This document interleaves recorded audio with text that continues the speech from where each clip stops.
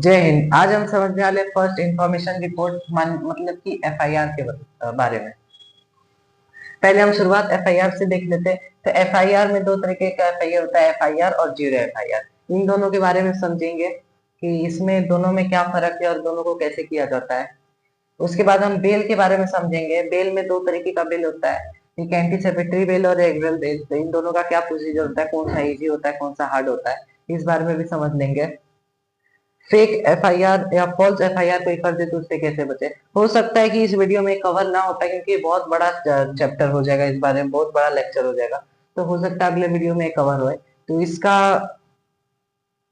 हो सकता है कि अगले वीडियो में कवर हो जाए, तो अगला वीडियो इसका जरूर मिल जाएगा आपको। और ये इस वीडियो में आने वाला है, पुलिस अगर आपका रिपोर्ट नहीं लिखती, एफआईआर नहीं लिखती है, तो उसके लिए कैसे क्या कर सकते हैं आप। तो चलिए वीडियो को शुरू करते हैं।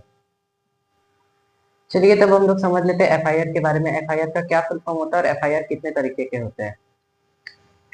इधर आप देख सकते हैं एफआईआर का फुल फॉर्म लिखा हुआ है, फर्स्ट इंफॉर्मेशन रिपोर्ट, और उसका शॉर्ट फॉर्म होता है एफआईआर। कई बार आपने सुना होगा जब भी लड़ाई झगड़ा होता है तो उसमें यूज किया जाता है, हम तुम्हारे ऊपर एफआईआर कर देंगे। तो इसी बारे में हम चलिए समझते हैं और गहराई से। ये एफआईआर में भी दो तरीके का एफआईआर होता है, एक होता है जीरो एफआईआर और एक होता है एफआईआर। दोनों का मतलब फुल फॉर्म वही होता है, इसका भी full form first information report वही रहेगा और इसका भी full form first information report वही रहेगा। ठीक है। इस एफआईआर में क्या है, जो पहला वाला एफआईआर है, इस एफआईआर में आप जिस स्टेट में रहते हैं उसी स्टेट से अगर आप पुलिस स्टेशन में कंप्लेन करते हैं, एफआईआर करते हैं, तो उसको इस जो भी पुलिस रहेगा, तो वो अगर आप उसी स्टेट से, मान लीजिए अगर आप गुजरात में रहते हैं तो गुजरात से आप गुजरात पुलिस में जाके कंप्लेन करते हैं, कोई गुजरात में आपका है तो उधर आप कंप्लेन करते हैं गुजरात में, तब आपका ये एफआईआर में जाता है। लेकिन अगर आप आपका गुजरात और आप दिल्ली से कंप्लेन करते हैं या एफआईआर कह लीजिए, तो उसको हम जीरो एफआईआर करते हैं, जिसमें पुलिस आपका पहले तो एफआईआर लिख लेगी, पहले पुलिस आपका एफआईआर ले लेगी और उसको जांच करेगी। उसके बाद उसको जीरो एफआईआर में कुछ पुलिस का नंबर रहता है, उस नंबर में लिखेगी चार्जशीट में।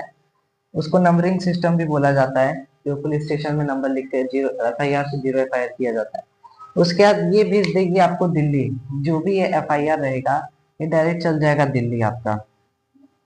दिल्ली जरूरी नहीं, जहां से आप जित देखिए, अगर मैं गुजरात में मेरा और मैं दिल्ली से कंप्लेन करूं, तब ये जाएगा केस गुजरात पुलिस के पास। लेकिन मेरा दिल्ली में अगर है और मैं गुजरात से कंप्लेन करूं, तब ये जाएगा दिल्ली पुलिस के पास। तो ये अलग अलग कंडीशन के ऊपर से अलग अलग स्टेट या अलग अलग यूनियन टेरिटरीज में हो सकता है। तो इसमें आपने समझ लिया जीरो एफआईआर होता है। अगर आपका जीरो एफआईआर पुलिस नहीं लेती है, अगर पुलिस बोलती है कि आप चल जाइए जिस स्टेट से आपने जिस स्टेट में आपका चोरी हुआ है उसी स्टेट में चल जाइए, फिर वहां से कंप्लेन करिए, तो उस केस में आप क्या कर सकते हैं। Minister of house affairs MHA कहता है कि आईपीसी सेक्शन 160 ए के तहत पुलिस अगर कोई भी आपका जीरो एफआईआर लिखने से मना कर देती है, तो उसके ऊपर डिपार्टमेंटल एक्शन किया जा सकता है। तो ये आपने समझ लिया एफआईआर कितने तरीके के होते हैं और एफआईआर का फुल फॉर्म क्या होता है। पुलिस अगर एफआईआर ना लिखे तो उसके ऊपर क्या हो सकता है। चलिए अब आगे समझते हैं। चलिए तब हम समझ लेते हैं, अगर आपके ऊपर कोई फेक एफआईआर या फॉल्स एफआईआर कर दे, मतलब कि झूठा का एफआईआर, फर्जी एफआईआर, तो उसको उससे कैसे बचे।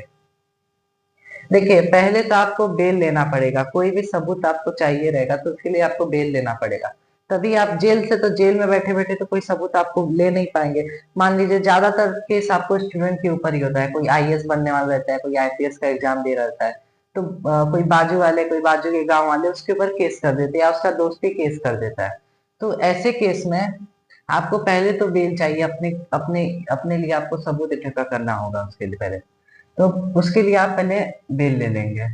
अब बेल दो तरीके का बेल हो सकता है, एक तो आपका रेगुलर बेल हो जाएगा और एक हो जाएगा एंटीसिपेटरी बेल, जिसको हम अग्रिम जमानत भी बोलते हैं, और रेगुलर बेल को हम हिंदी में नियमित जमानत भी बोलते हैं।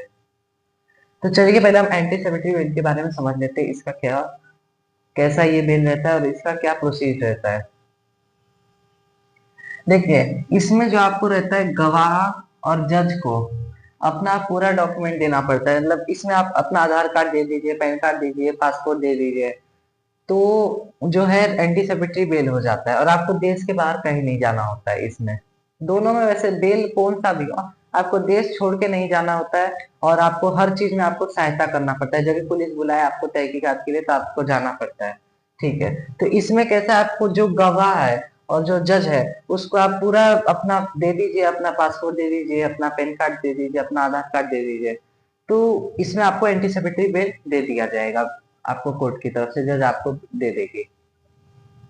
ठीक है, अब रेगुलर बेल के बारे में हम समझ लेते हैं। ये भी एक तरीके का बेल है, पर एंटीसिपेटरी बेल जो है हम थोड़ा आसान, ये एडवांस बेल के नाम से भी जानते हैं।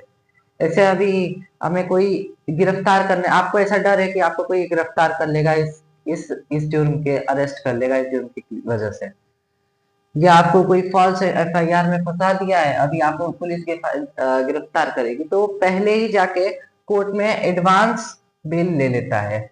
देखिए यहाँ पे मैंने लिखा भी हुआ है advance bail. Advance bail court में जाके पहले ले लेता है। ये लीजिए हमारा सब डॉक्यूमेंट, आप इधर रखिए, जब एडवांस बेल हमें दे दीजिए, तो उसे एडवांस बेल दे देती है कोर्ट। ठीक है, अब इसमें समझ लेते हैं नियमित बेल, नियमित जमानत। ठीक है, नियमित जमानत में क्या रहता है, तो नियमित जमानत कैसा रहता है कि इसमें आपके केस के हिसाब से कोर्ट आपको डिसीजन देती है कि आपको बेल मिलेगा कि नहीं मिलेगा। अगर आपका केस बहुत ही क्रिटिकल है, मतलब कि आपने कुछ बहुत बड़ा क्राइम, बहुत बड़े लेवल का क्राइम कर दिया, तो इसमें आपको मुश्किल रहता है थोड़ा बेल मिलना। ये थोड़ा मुश्किल तरीका भी है रेगुलर बेल। इसमें आपको रोज रोज जाना पड़ता है पुलिस स्टेशन, पुलिस थाने, और आपको अपना देना पड़ता है कि इधर मेरा सिग्नेचर हो गया, ऐसा देना पड़ता है कि भाई हम इधर रोज उपस्थित है। आपको रेगुलर बेल में यही है, नियमित आपको जाके रोजाना और आपको वहां हाजिरी देना पड़ता है, अटेंडेंस देना पड़ता है कि हम यहीं पे है, कहीं पे भी देश छोड़ के नहीं गए। इसमें भी सब डॉक्यूमेंट ले लेता है, डॉक्यूमेंट इसमें भी लेंगे उसमें भी लेंगे अगर आपको बेल चाहिए तो।